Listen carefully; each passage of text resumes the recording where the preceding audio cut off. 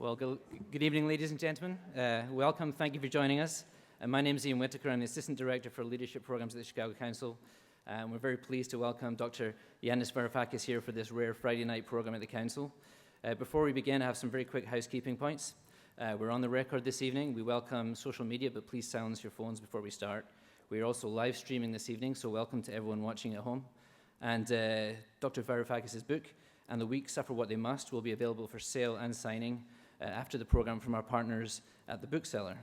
The Chicago Council, as many of you know, is a public education institution funded by the generous support of its members and donors. It's our goal to make programs like this evening's available to as wide an audience as possible, so we thank you for making that possible. I should also mention that if you join the Council this evening or upgrade your membership, we'll give you a free copy of the book. Turning back to this evening's event, Dr. Varoufakis will, after his remarks, I'll return to moderate an audience Q&A. But first, to introduce our speaker, please join me in welcoming the Executive Director of the Hellenic American Leadership Council and Chicago Council President Circle member, Mr. Endis Zemenides.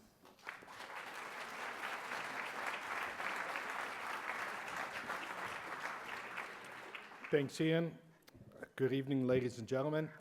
On behalf of the Chicago Council, I'm delighted this evening to welcome the former Finance Minister of the Hellenic Republic, Professor Yanis Varoufakis. It's obviously, as you look around the room, it's a testament to our speaker's popularity that so many people are willing to spend their Friday evening here.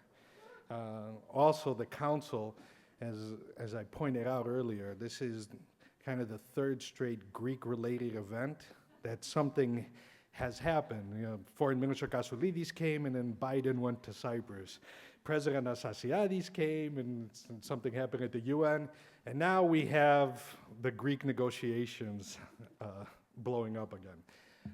It was roughly a year ago that I had the pleasure of being at a dinner with the minister, and I see you a little more relaxed now. And it was striking to listen to him speak and know what he was going through. The dinner was about an hour after he had a 10-minute meeting with President Obama.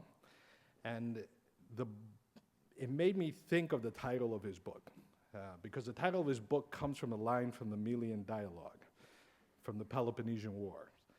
And those of you who have been following the Euro crisis, not only what has happened in Greece, but throughout Europe, know that the economic damage that the people of Europe are undergoing is only seen during wartime.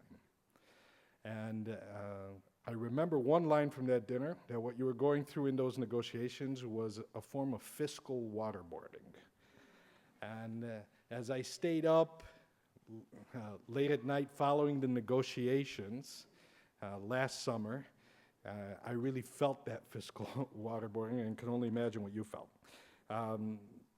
Professor Varoufakis served as finance minister during the first 5 months of 2015.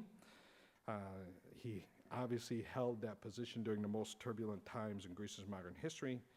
He led the negotiations with the Troika over Greece's national debt.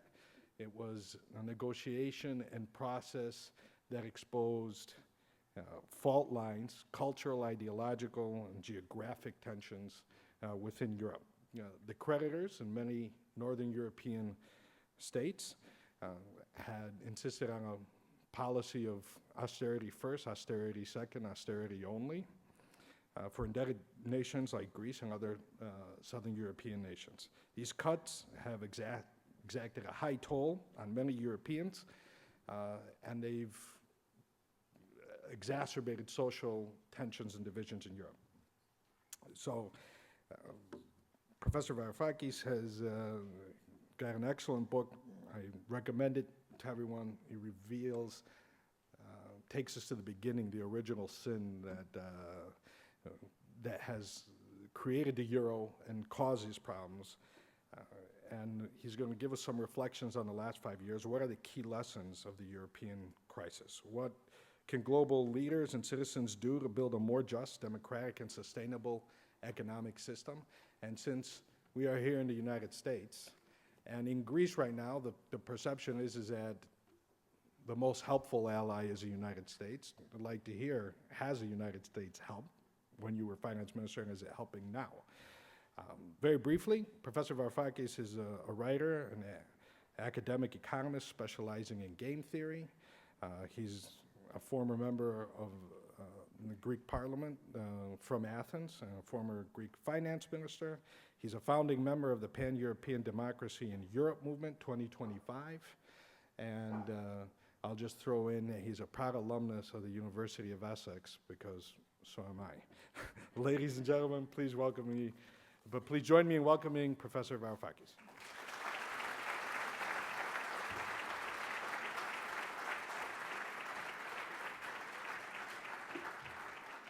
Andy, ladies and gentlemen, members of the Council, it's an honor, a privilege, and a tiny piece of sadness to be appearing in front of you tonight, given the events that are unfolding for our dear nation. Having said that, standing here in front of you in Chicago, in the United States, I shall begin by a rather un-Hellenic statement. I shall say that Greece should not matter as much as it seems to matter. It should matter to us Greeks, but it should not matter to the international media. Imagine, just for 1 second, that the great state of Delaware were to be featuring in headlines the world over for 7 consecutive years, with headlines reading, "Delaware threatens the stability of the United States of America," "Delaware threatens the stability of the global financial system," for 7 years. Well, I submit to you, ladies and gentlemen, that if that were ever to happen, it wouldn't, then there would be something wrong not with the great state of Delaware, but with the United States of America and the global financial system. And indeed, Greece is only the canary in the mine, the little bird in a small cage within the mines, the purpose of which was to die first, to signal to the miners that there is a methane leak. It is not responsible for the methane leak. Its death and its trials and tribulations, in the case of Greece, is simply symbolic of something much deeper that is rotten in the heart of the European Union, in the heart of the global financial system. Now, these are dramatic moments. Mind you, we've had dramatic moments over the last 6 years in Greece. Greece, for the United States of America, is not too difficult to envision, especially the state in which it finds itself today. Just read John Steinbeck's The Grapes of Wrath. This is what it is. We don't have dust bowls, but we have mental dust bowls. When I was negotiating with Dr. Wolfgang Schäuble, the German finance minister, at some point I said to him, in an actually quite heartwarming moment of our long discussions, I said to him, Wolfgang, to realize that we're not just talking about numbers. There are children in Greek schools, as we speak, that are fainting because of malnutrition. This is what is at issue here. And during a discussion in which he was pressurizing me to actually sign another, what I call extend and pretend loan agreement, let's say another loan agreement, which in the end I did not sign. This is why I'm not the finance minister anymore and I'm here appearing in front of you. I asked him from the bottom of my heart for a favor. I said to him, you've been in politics for 40 years. You are a renowned Europeanist, a man who's seen everything, who have been part and parcel of European politics, integration, crisis, consolidation, for so many years. I've been in this business for 5 months. Unlike you, my nation is relying on me for a chance to survive. This is going far beyond economic interests. So please, do me a favor, Wolfgang, will you? Let's take our hats off for a moment as finance ministers. Stop shouting at me what I should do. And with our hats off, give me a piece of advice. I don't want your advice. I don't want your orders. Would you sign this? This was the ultimatum. Ladies and gentlemen, the answer was particularly interesting and should give us pause. The answer was, as a patriot, I wouldn't. And yet, this was the ultimatum that was, in the end, imposed upon us by, amongst other, Dr. Wolfgang Schäuble. He had no hesitation in agreeing with me that that ultimatum would simply not constitute the foundation for Greece's recovery.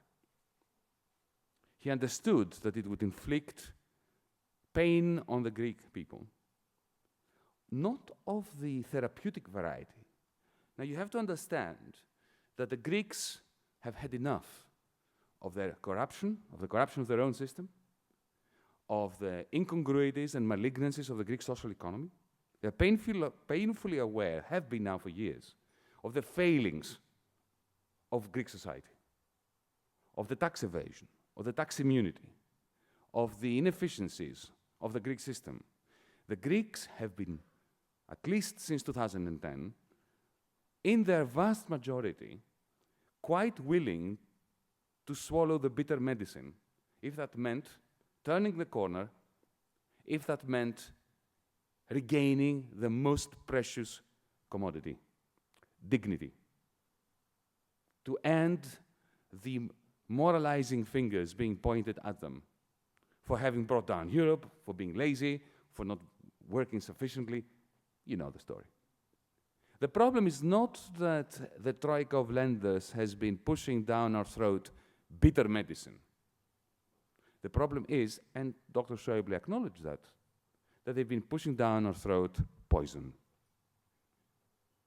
This is why I'm referring to Steinberg and the grapes of wrath. What happened after 1929 in this country was not medicine for the American economy. You remember? Liquidate, liquidate, liquidate. The belt tightening that followed 1929, at a time when banks were going bankrupt, when credit shrank to zero and investment moved into negative territory. At that moment, austerity simply pushed the United States of America into a trap. And it was only the New Deal that gave this nation hope. And indeed, come to think of it, I shall now try to draw a line that connects the New Deal to the present conundrum in Greece, in Europe, and indeed in the global economy. The post-war order was designed by New Dealers, by men like Dean Acheson, John Forrestal, Barnes, all these men who had experienced the Great Depression and the grapes of wrath in their bones. If you look at the biography of those who were in power in 1943, 1944, 45, when the post-war order was being designed, you'll find men who were determined not to allow the Great Depression to return. However, there were men who were very worried about a new Great Depression. 1949, 20 years after 1929, was the point in time that they feared a Great Depression would return to this country and then would spread to the rest of the world at a catastrophic rate, because let's not forget that after the war, the dollar was the only convertible currency. America was the only creditor nation, sizable creditor nation. And any crisis here would very quickly reverberate and spread everywhere, because there were no shock absorbers in Europe or in Japan following the collapse of both Europe and Japan as a result of the Second World War. So the great fear of those in power in Washington, D.C. in the mid-1940s was that as the war is coming to an end, the gleaming, incredibly productive factories of the United States of America would have to wind down their output of aircraft carriers, jeeps, bullets, tanks, and so on and so forth. And even if the enterprise, the project of converting them to civilian use, to producing white goods, automobiles, and consumer durables more generally, even if that was perfectly successful, and it was, the American economy would not be able to generate sufficient aggregate demand for all those goodies that these magnificent factories were capable of producing and had become capable of producing during the overproduction during the war effort of the early 1940s. So the major question was, how do you generate this aggregate demand in order to be able to absorb all the output that American industry was capable of? And the answer, of course, was Bretton Woods. It was a global financial system designed in 1944, primarily by Harry Dexter White, in opposition to John Maynard Keynes, who had a different view on how this post-war global design should look like and how it should be constructed. And the purpose was very simple: to dollarize America's allies in order to enable them, by passing on a portion of American surpluses, passing them on to Europe and to Japan, so that the Americans and the Japanese can then purchase all the goods and equipment that American industry was capable of producing. This is a very simple notion, and actually splendid, audacious, as well as totally efficient and rational notion of surplus recycling.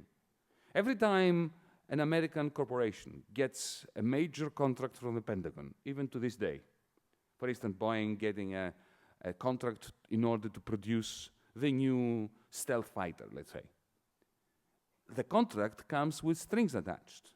Part of the plane will be produced in a new factory that will be built on a green site in Missouri, another in Arizona, another in another deficit part of the nation.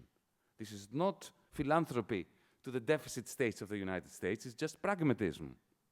You push, channel, funnel investment in high technologies into a deficit region of the United States, of the Union, to create the skills and the jobs that will produce the incomes in the deficit regions that are necessary to keep the surplus states like New York State, like Illinois, like California in surplus. So a combination of stable finance, stable or fixed exchange rates, which was part of the Bretton Woods design, with surplus recycling, both at the national level and at the global level, over which the United States was the hegemon, was the essence of the golden era of capitalism, the 1950s and the 1960s. Now, the European Union was created in this context. We Europeans like to think that the European Union is a magnificent design and artifact of bright Europeans. Not so. It was designed and implemented by the United States government. It was a New Dealer construct, which of course many Europeans, eager to see the end of war in Europe and to see Europe integrating and uniting, went along with it and made it their own eventually. The book that Andy kindly mentioned began with a question. All books must start with a question. Not two. Two is one too many. A single question is enough. And the question that occupied me after 2008, our generation's 1929, was this.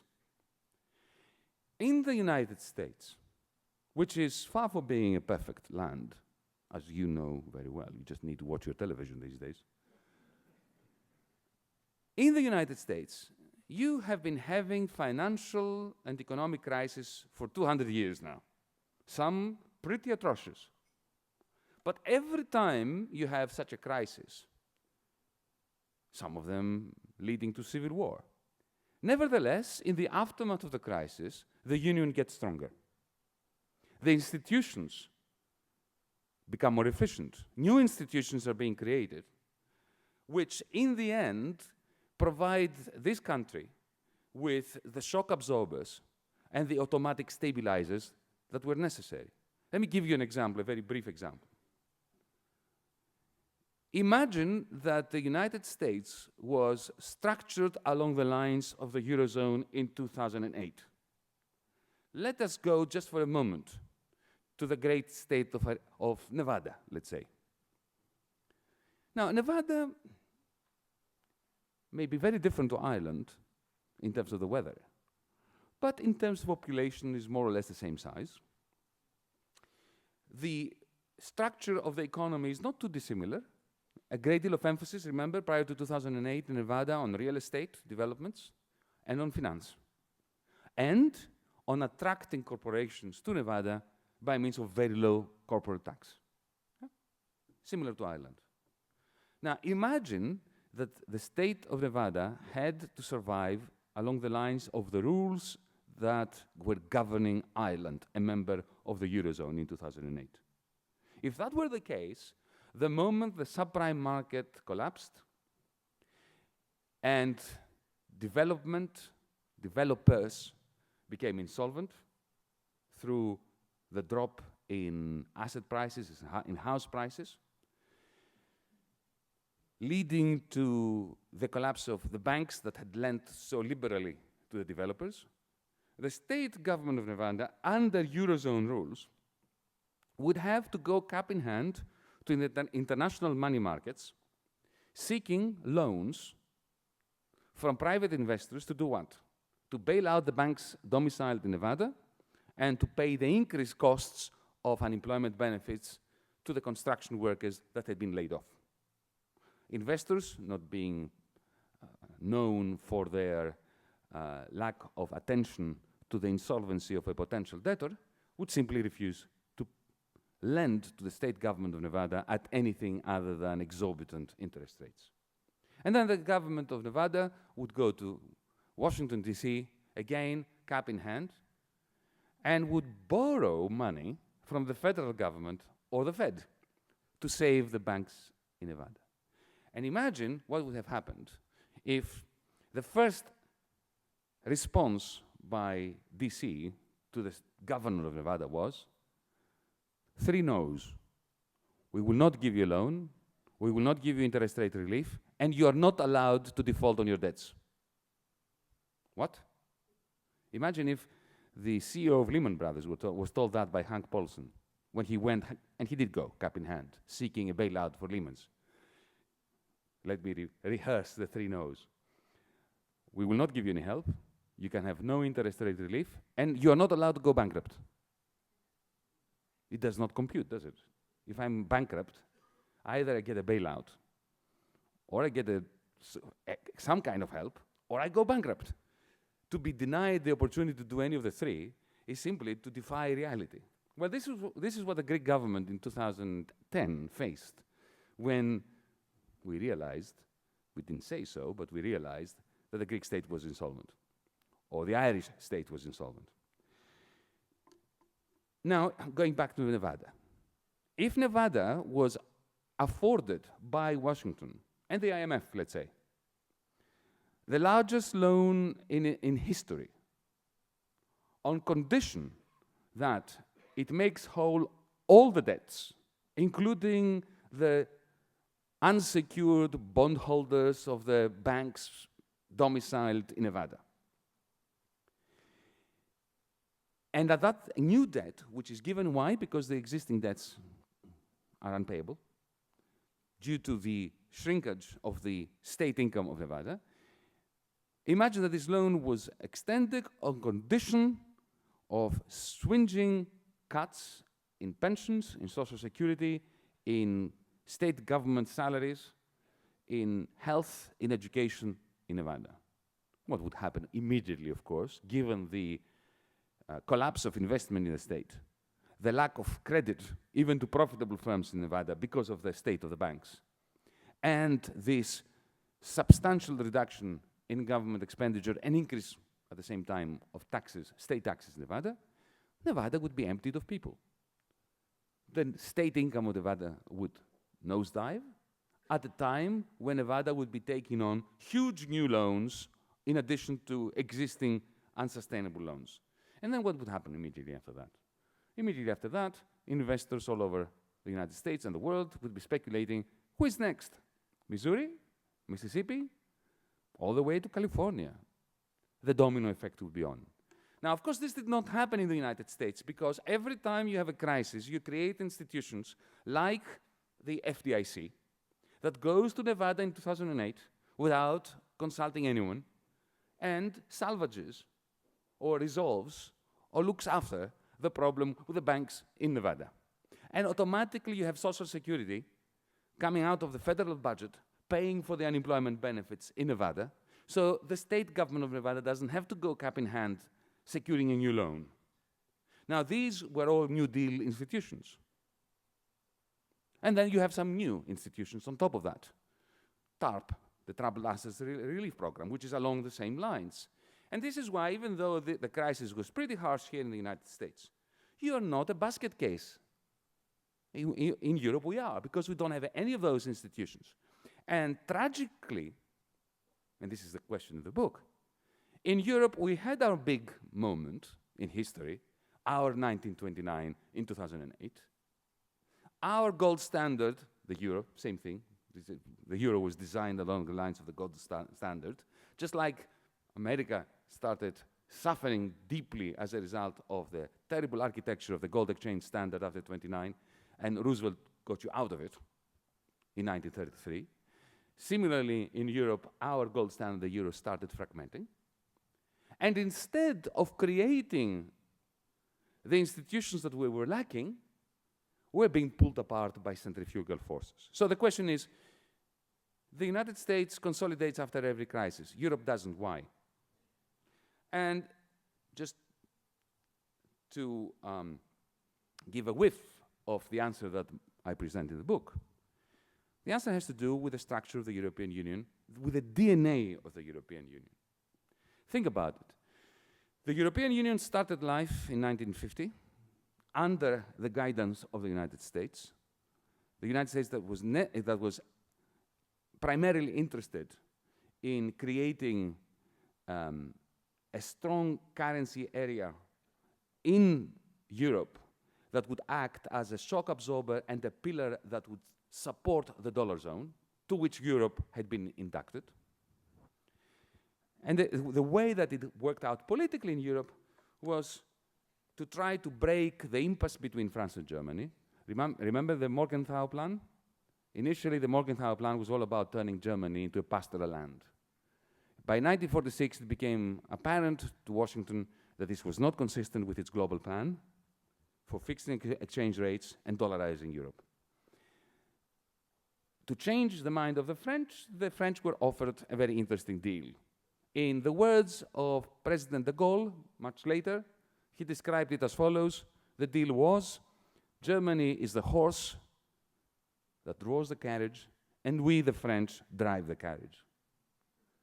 It's not a coincidence that the managing director of the International Monetary Fund is usually of the French disposition. It is not an accident that the Organization for Economic Cooperation and Development is stationed in Paris. This was the deal.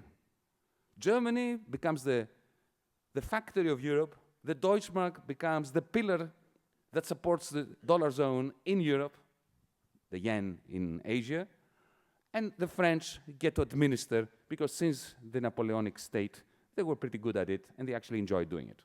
Unlike the Germans, who do not want to administer, and they do not want to run Europe, to their credit. Remember the first name for the European Union? It was called the European Community for Coal and Steel. Now, this should alert us to the fact that the European Union began a bit like OPEC, as a cartel. The idea was to create common interests and a common pool of economic rents for the heavy industries of France and Germany, Belgium and the Netherlands, plus some of the northern Italian ones. The idea was to restrict competition, to manipulate prices, to agree on given price-cost margins. Then after that, once you produce steel and you have a cartel among steel producers across these borders, you need to have free trade. So you need to do away with the borders. But for that, you need to co-opt the French farmers who are rather recalcitrant often. So what you do is you offer them a cut of the oligopoly profits of the cartel. And you call this the common agricultural policy. Yeah? And that's how the European Union emerged, as a cartel. Now, that worked perfectly well, especially in view of the fixed exchange rates of the Bretton Woods system. Because to have a cartel, you have to have constant prices. OPEC doesn't have this problem because oil is denominated all over the world in the American dollar. But French steel was denominated in the French franc and German steel in the Deutschmark. So it was essential to have a fixed exchange rate in order to maintain the stability of the cartel. Now, the United States provided that too for two decades. The Bretton Woods system came along with fixed exchange rates. Now, if you read newspapers in Europe today, maybe here too, some that have international news, few, you'll hear a lot about Brexit and Grexit, the process of fragmentation of the European Union, of countries either volunteering to get out or being booted out of the European Union, the Eurozone, and so on and so forth. Now, my hypothesis in this book, my considered opinion, is that this fragmentation started on the 15th of August of 1971 with what I call Eurexit, the exit of Europe from the dollar zone, which was announced by President Richard Nixon. When he announced that the Bretton Woods is kaput. He didn't say that, but that's what he meant. Now, why was Bretton Woods kaput? Remember, Bretton Woods was predicated on fixed exchange rates and surplus recycling. The United States of America, that was the surplus country after the war, was recycling its own surpluses to Europe and to Asia, to Japan. But by 1965, 66, 67, the United States of America slipped from a surplus position to a deficit position. So it could no longer recycle a surplus it didn't have. So what happens when a superpower loses its surplus position? Well, in the case of the British Empire, of the Ottoman Empire, of the Byzantine Empire, of the Roman Empire, those empires collapsed the moment they moved from surplus to deficit. But in the case of the United States of America, we have a unique historical experience. The larger the trade deficit of this country, the stronger its hegemonic superpower status. Now, don't feel for 1 second that this was an accident. At least for some particularly prescient people who are heroes in my book, and I shall mention one, a gentleman going by the name of Paul Volcker, this was by design. Let me quote almost verbatim from a speech he gave a few weeks before he became chairman of the Fed in Warwick, at the University of Warwick in Coventry, in England. Probably the most significant speech ever given by a central banker. He said, and I think I remember this verbatim, but we can check it in the book for the reference. He said, "The controlled disintegration of the world economy is a legitimate aim for the United States of America." It's really very simple. If we cannot, well, I was speaking as an American now, if America cannot recycle its surplus because it doesn't have any, it might as well extend its hegemony by recycling other people's surpluses. And this is how the trade deficit operated for decades. The trade deficit of the United States, together with the budget deficit of the federal government, operated like a gigantic vacuum cleaner that was sucking into the territory of the United States the net exports of Germany, the Netherlands, Japan, later China. And that was expanding, that deficit. The vacuum cleaner was getting stronger and stronger, and thus was providing the factories of Germany, Japan, and China with a necessary demand to keep going, to keep producing. Now, of course, the question then is, well, why, if the Americans could do that, why can't everybody else do it? Why can't you make other people do the work for you and recycle their surpluses? Well, because the United States, due to the exorbitant privilege of issuing the reserve currency and the special nature of Wall Street, had the capacity to operate the vacuum cleaner in two dimensions. Not only to suck into America's territory goods and services, primarily goods, but to suck into it the profits made by the German, the Japanese, and the Chinese entrepreneurs, in the form of investments in Wall Street, which close the loop, the recycling loop, allowing the United States to continue doing this. Now, the problem is that if and when you give Wall Street bankers billions net every day, they find a way of making it grow and grow very fast. It's called financialization. So very soon, by the mid-2000s, for every $1 that came into Wall Street, they managed to produce more than 150 in the form of financial derivatives that very soon became a form of private money minting. Now, in 2008, all that happened was that these pyramids of privately minted money just collapsed. And at that moment, the capacity of Wall Street to recycle the world's profits, capital, for the purposes of providing via the American deficit the demand which was necessary to keep Europe going, to keep Japan going, to keep China going, that capacity ended. And this is why, in my estimation, the world finds itself in a perpetual crisis that simply mutates, metamorphosizes, takes different forms in different countries at different times. This is why the world we live in is failing to regain its poise after 2008. And Europe, having been jettisoned from the dollar zone in 1971, is still trying to recreate the Bretton Woods system within Europe. From day one, we tried to create our own fixed exchange rate regime in order to maintain our cartel. It took the form of the Werner Report in 1970, the European monetary system in 1978, then the European exchange rate mechanism. All those attempts were ill-conceived and collapsed, and that gave rise to the euro, which is a hybrid, something between the gold standard and state money. It doesn't really know what it is. The fact that the euro doesn't really know what it is it a system like the gold standard where the only way of adjusting was through depression, and the only way of disciplining a nation that was in depression was through exit, therefore the threat of Grexit by Wolfgang Schäuble against me and against my successor and my predecessor? Or is it state money that must develop the automatic stabilizers of a federation? This is the question in Europe. And Europe has steadfastly refused, since the crisis erupted in 2008, even to discuss it.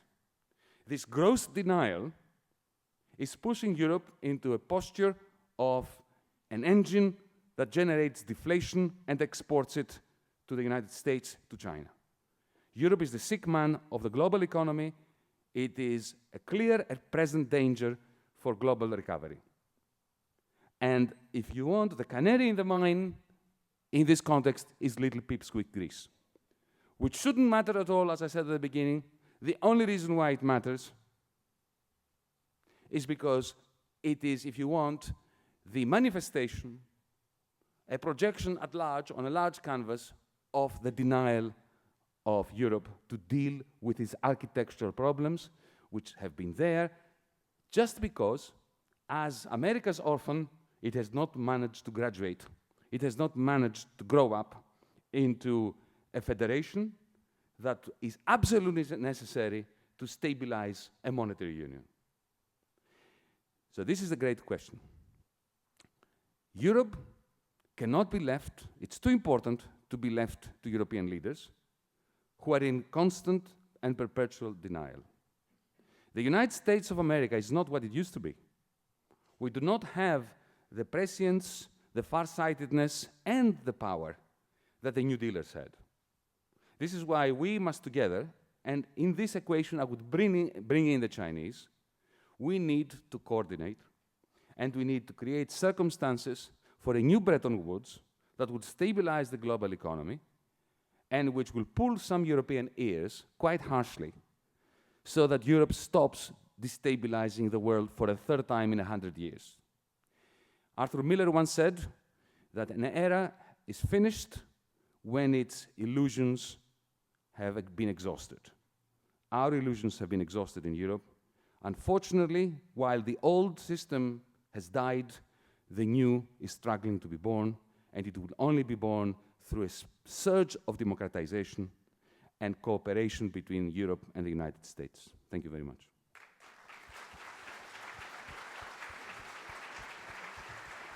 Stay there, we'll just do the audience Q&A. Well, we now have time for some audience questions, so if you have a question, please raise your hand and wait for the microphone, and please make sure your question is a question. Over on the side there, Despot, thank you. Yeah. It may sound a little cynical. Thank you for your talk. It's very inspiring and spoken in a way that was accessible, so thank you for the education as well. But I think that what I'm getting is oftentimes the word democratization is conflated with a neoliberal paradigm, and I'm wondering if we're going that way with the interpretation of your word, or if you have a better way of defining it. Shall I take more questions, or No, one at a time? One Yeah, at a time. yeah, I think so. Well, let me remind you. By the way, I don't know what neoliberalism means. I never understood. When I read what neoliberals say, it's neither new nor liberal.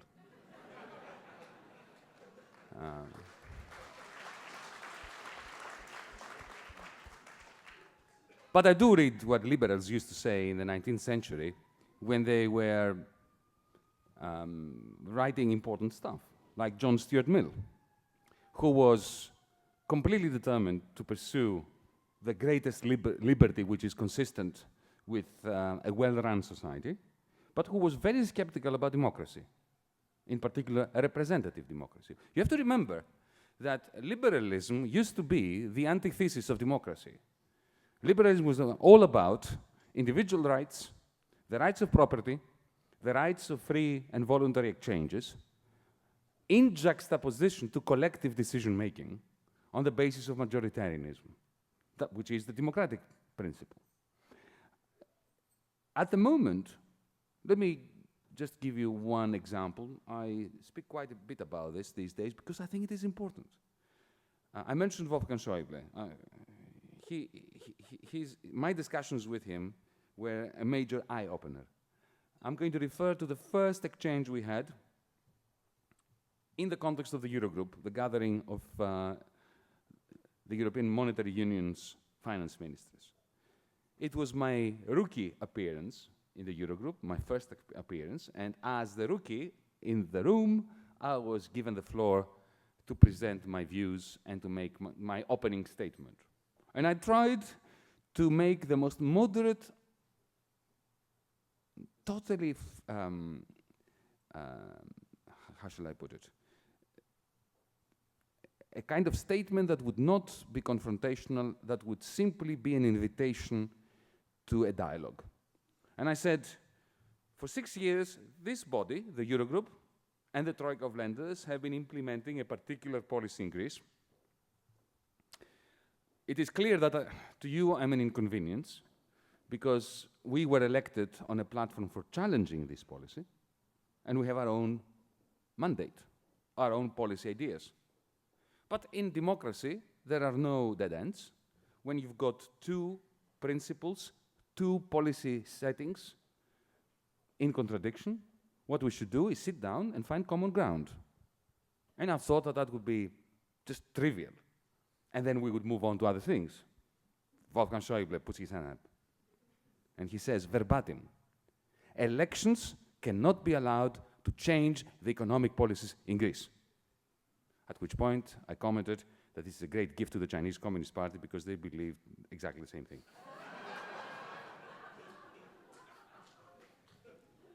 So you see, we've moved beyond neoliberalism, the clash between the liberal idea and the democratic idea. Now we have, for the first time, a very clear-cut argument that elections are cosmetic, and the Eurogroup, which meets behind closed doors, without an agenda, nothing is written, nobody knows outside what's happening inside, nobody really amongst the finance ministers understands what they have agreed to by the end of the day, because all the decisions have been made by the Euro Working Group on their behalf a day before. Huh? The simple point I'm making is that this model of governance does two things. Firstly, it produces bad economic policies, which are never kept in check by any electorate.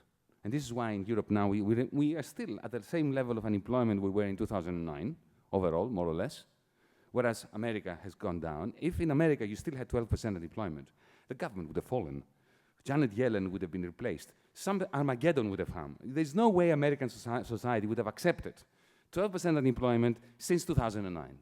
Europe accepts it because there is absolutely no, people say to me that Europe has a democratic deficit. That's not true. This is like saying that in space there is an oxygen deficit. There is no oxygen in space. Similarly, in the European Union, there is no democracy. And the result, the second result, the first result is bad economic policies. The second result of the bad economic policies and the bad economic outcomes, and the fact that there is so much opacity and there is no democratic process, people elect governments, makes no difference because they are then dictated upon and they have to keep on implementing exactly the same policies as before, or the banks get shut down. The result of this is the complete lack of legitimacy of the rulers. If you look, the European Union publishes a permanent survey of European Union citizens. It's called the Eurobarometer. If you go 5 years back, 6 years back, you will find that 82% of Europeans approved and trusted the European Union institutions. Do you know what it is today? 30%. So we've lost democratic legitimacy. And the point I'm making is this. We don't have an option. The European Union is disintegrating. And unless we democratize the process, this disintegration is going to become complete, and we're going to have a postmodern 1930s. Remember what happened after 29? Proud nations turned against one another. That has already happened in Europe. And very soon after that, we had fascists and xenophobes and racists in power, and Europe was torn apart. We must prevent this. The latest Eurobarometer numbers on the bottom of your bio, just incidentally. Just the second row here, Despot, thank you. Just this one, thank you. Thank you for your intellectually inspiring remarks. I won't get into the relationship with Mr. Schäuble as official representative of Germany in the Midwest that I am. I'm the Consul General for Germany, Herbert Quelle. The thing that I observed is that you saw described the relationship or the problems that Greece has mostly as a problem that you have with Germany and not so much with Brussels. And the issue that I have is I don't see where you would see the euro in this picture. What is, if your ideas happening to the euro, where would the euro stand? Well, let me make one thing absolutely clear, sir, and I do make it clear in the book. Since 2008, even before Greece became insolvent, I was publishing articles in Greece warning Greeks that we are in the first stage of a major depression that will be caused by the insolvency of our state, which was, in my estimation, back then, even before 2008, 2006 I was writing about that and giving speeches, and I was thought of as a national traitor and eccentric, because I was warning that the developments that were coming our way would turn a proud nation against another, and I was very specific about that. I was warning my fellow Greeks against Germanophobia, against pointing fingers at Germany. And I was also doing the same thing when I was in Germany, warning against pointing fingers against Greece, against Portugal, against Spain. Because I could see that our gold standard was fragmenting, and very soon we would be doing exactly what we were doing in the 1930s. And that would be catastrophic for all of us.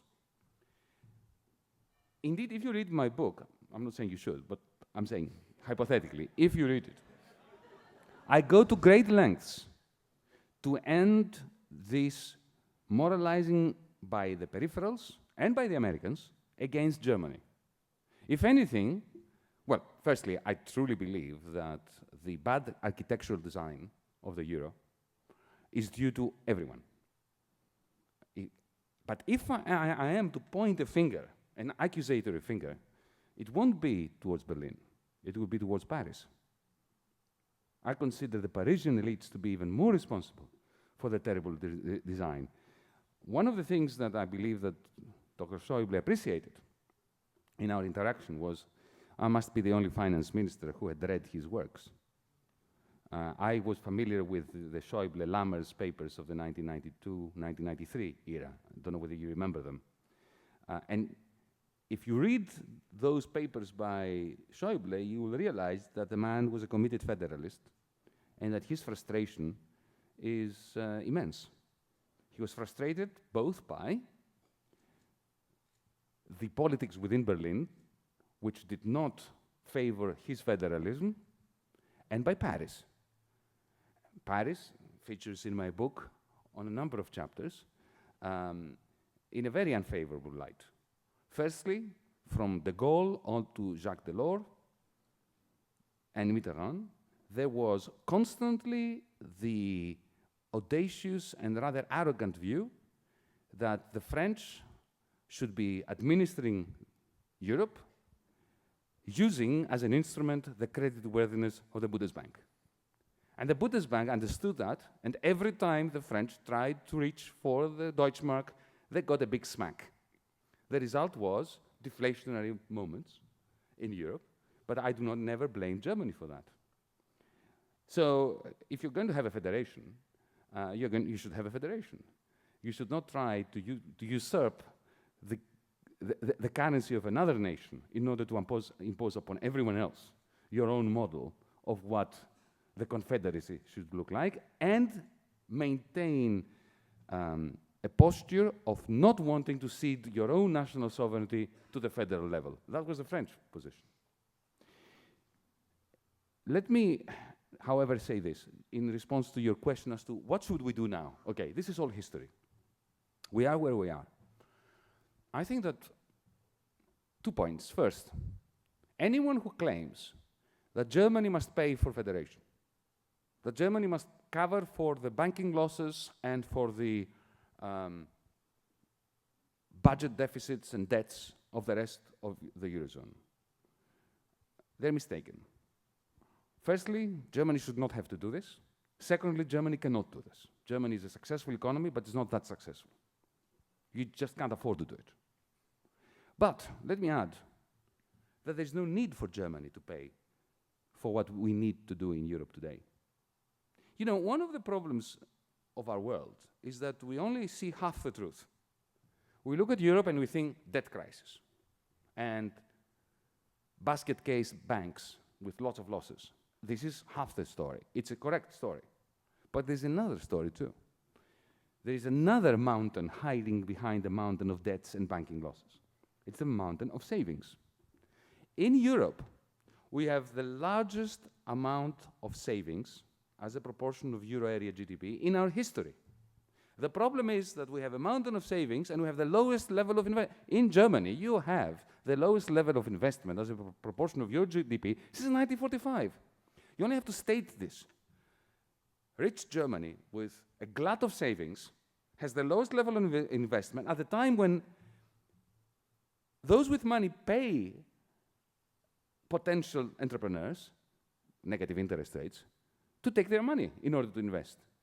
But entrepreneurs don't do it because they fear in a never-ending cycle that aggregate demand will be too low, and even if you give them the money to invest, they won't invest it, fearing the low level of investment in the aggregate, which generates the low level of aggregate demand, which in the end confirms the reason why they didn't invest.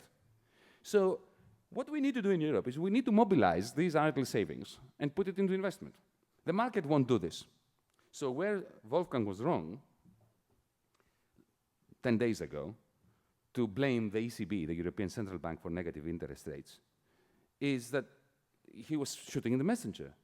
Mario Draghi was setting interest rates in a manner that reflects the imbalance between terribly high savings and terribly low investment.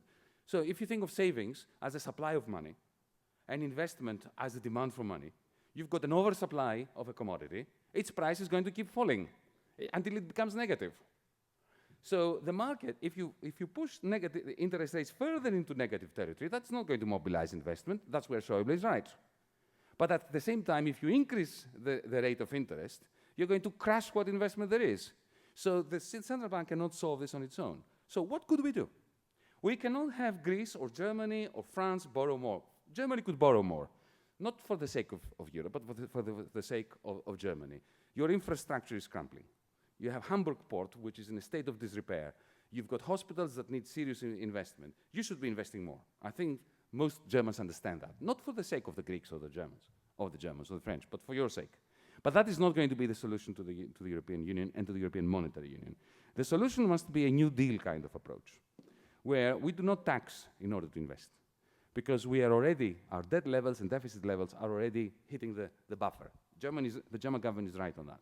But imagine, sir, for just 1 second, that the president of the central bank, the president of the European Investment Bank, the president of the European Union Council together hold a press conference and make the following announcement tomorrow morning. As of now, the European Investment Bank, which belongs to all Europeans, and it is at an arm's length of politicians, finance ministers are the governors, but the decisions on what is being invested on is not taken politically, it's taken on banking principles. And I'm very proud of the European Investment Bank. I think it's a sterling and underrated institution in Europe, together with the European Investment Fund that is more flexible and can lend to startups, to small companies, allowing the EIB to concentrate on infrastructure. The European Investment Bank from now on is going to undertake a European Green New Deal focusing on sustainable green energies, on renewables, and so on and so forth, to the tune of 5-6% of Euro area GDP for the foreseeable future. How does this get funded? Through taxes? No. The European Investment Bank issues its own bonds. It should issue a lot more of them. Why doesn't it do it now? Because they need a green light from the owners of the European Investment Bank to do something like this. Because there is a risk involved. If you issue too many of these bonds, its yields will go up. But remember, in this press conference, next to Mr. Hoyer, the president of the European Investment Bank, and a good friend, there is Mario Draghi, who now announces, speaks immediately after, and says that the European Central Bank would be diverting most of the 80 billion that it prints every month towards purchasing those European investment bonds, and therefore ensuring that their yields remain minimal. These European investment bonds, investment bank bonds, will mop up the excess liquidity from the financial sector, put it to use in investment, and therefore allow the pension funds of your country to breathe as the interest rates go up in that industry. Now, this is just one example. You ask me, what can we do? I can give you another 10 such ideas. Technically, we can simulate a federation. This is the simulation of a New Deal without having the federal system. We can do it tomorrow. So the question is, why don't we do it? And you will allow me to quote Wolfgang Schäuble.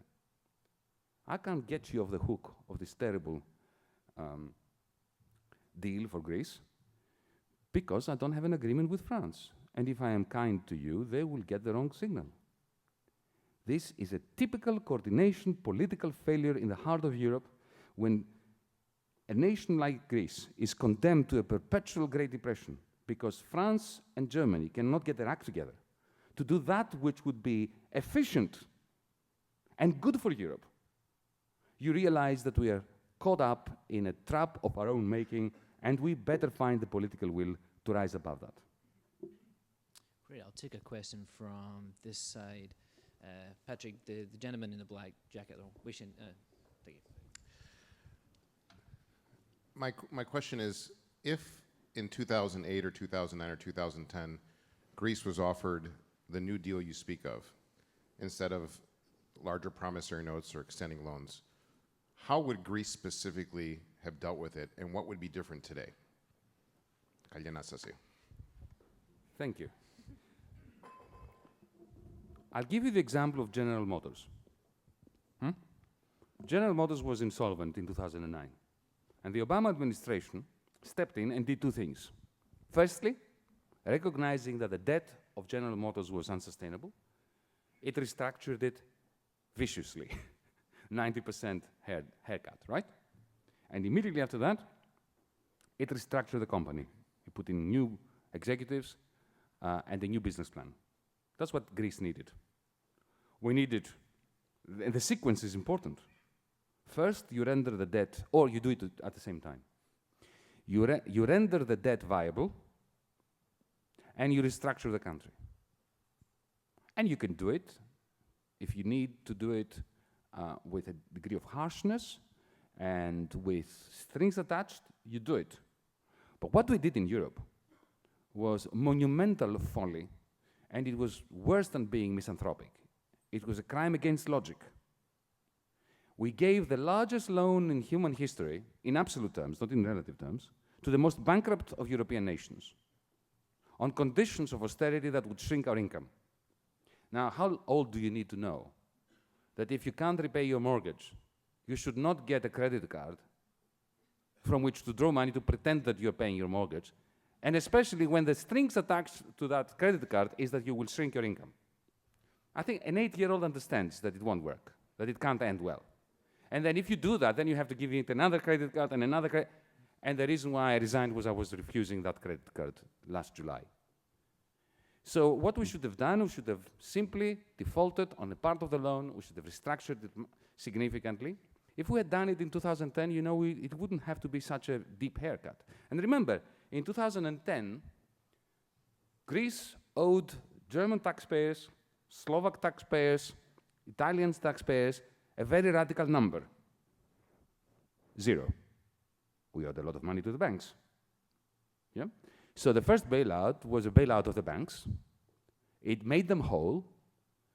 Now, can somebody explain to me why a debt is a debt is a debt? Why is a debt sacrosanct? I never understood that. I mean, I'm a left-winger, but I read a lot of liberal economics, and I am very much influenced by it, even by people like von Hayek, von Mises, Milton Friedman, since I'm in Chicago. Yeah? Now, to me, it is preposterous to say that the debt must always be repaid, and if the debtor cannot repay, the taxpayer should bail out the creditor. If that were the case, capitalism would cease to exist. Because defaults and bankruptcy are to capitalism that which hell is to Christianity. Unpleasant, but essential. Because if every creditor assumed that he would get his money back, why would he be prudent in the way he lends money? So what we did in 2010 was absolutely appalling. We made Deutsche Bank, Societe Generale, then later the National Bank of Greece and Alpha Bank and so on, we made them whole.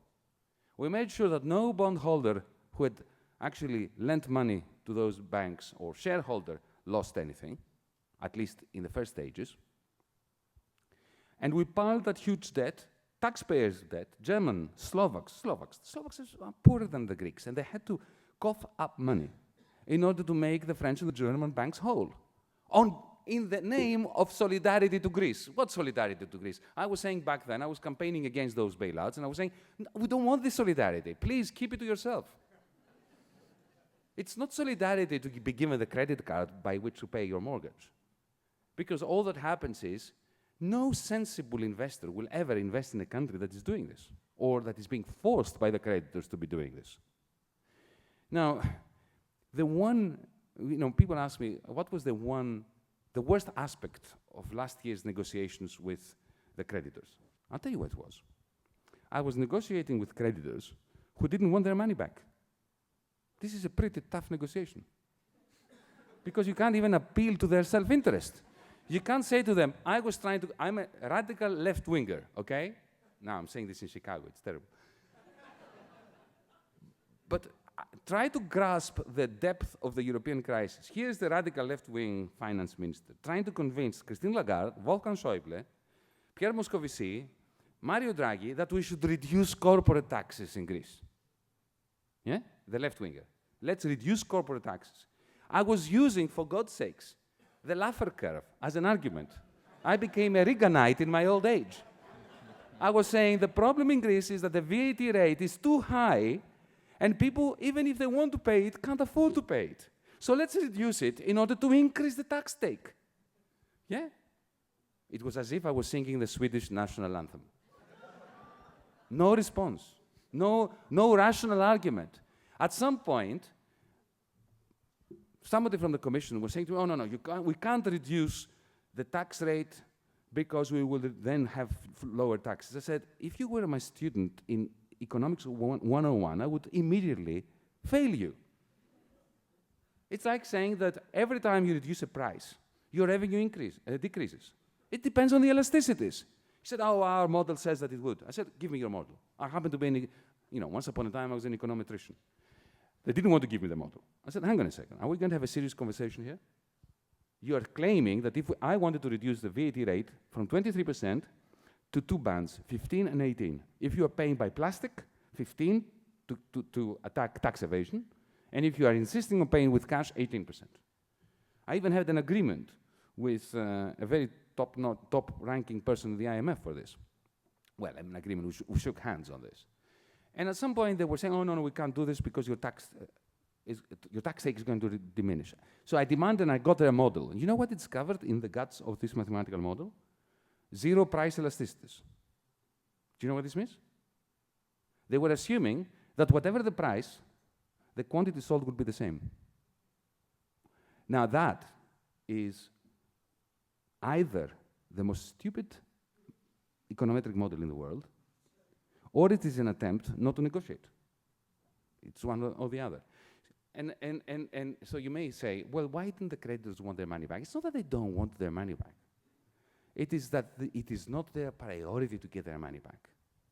Because if it was, if you look at the proposals that I submitted to Wolfgang Schäuble, to the Eurogroup, which were never discussed, they were just pushed aside. And by the way, these were proposals that I co-authored personally with some very dangerous characters from the international communist movement. Jeffrey Sachs of Columbia University, a character that goes by the name of Larry Summers. Have you heard of him? Another guy called Thomas Mayer, who used to be chief economist of Deutsche Bank. Lord Norman Lamont, the Chancellor of the Exchequer under the major government, a very steadfast left-wing administration.